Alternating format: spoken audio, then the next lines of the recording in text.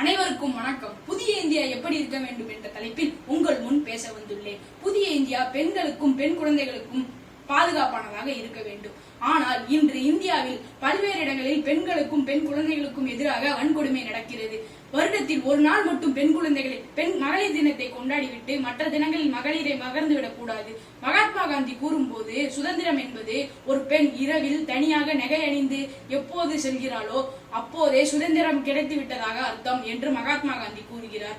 ஒரு தாய் தன் பிள்ளையை வளர்க்கும் போது பெற்றோர்களையும் உடன் பிறந்தவர்களையும் எப்படி பார்க்கிறாயோ அப்படிதான் மற்றவர்களையும் பார்க்க வேண்டும் என்று அவர்கள் குழந்தைகளிடம் கூறி வளர்க்க வேண்டும். பெண்களுக்கு எதிராக குற்றத்தில் ஈடுபடுபவர்களுக்கு கடுமையான தண்டனை விதிக்க வேண்டும். தண்டனை கடுமையாக இருந்தால்தான் குற்றங்கள் குறையும் என்பதில் எல்லளவும் சந்தேகம் இல்லை. இளைஞர்களின் புதிய இந்தியாவின் புதிய சட்டங்களை இயற்றப்பட்டால் விரைவில் இந்தியா வல்லரசாகும். பெண்களுக்கு எதிரான கொடுமைக்கு குரல் கொடுப்போம். பெண்ணினத்தை காப்போம். வாழ்க இந்தியா, வளர்க பாரதம். நன்றி, வணக்கம். அனைவருக்கும் வணக்கம். என் பெயர் ஆசினி. நான் 4ஆம் வகுப்பு படிக்கிறேன். பேச வந்துள்ள தலைப்பு புதிய இந்தியா எப்படி இருக்க வேண்டும். புதிய இந்தியா எப்படி இருக்க வேண்டும் என்றால் ஜாதி மதமற்ற சமுதாயமாக இருக்க வேண்டும். அனைவருக்கும் சமமான கல்வி வேலை வாய்ப்பு கிடைக்க வேண்டும்.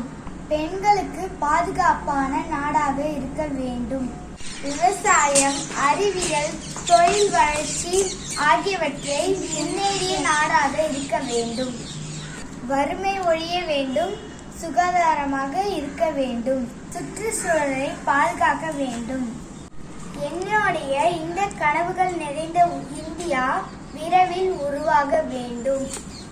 வாய்ப்புக்கு நன்றி, வணக்கம். என் பேர் ராஜவிசாகன். நான் பாரத வித்யா மந்திர் பள்ளியில் 3ஆம் வகுப்பு படிக்கிறேன். எனவே புதிய இந்தியா எப்படி இருக்க வேண்டும், இல்லை எதுவும் இல்லை என்ற நிலையில் இந்தியா இருக்க வேண்டும். இயற்கையை நேசிக்கும் மக்கள் வேண்டும்.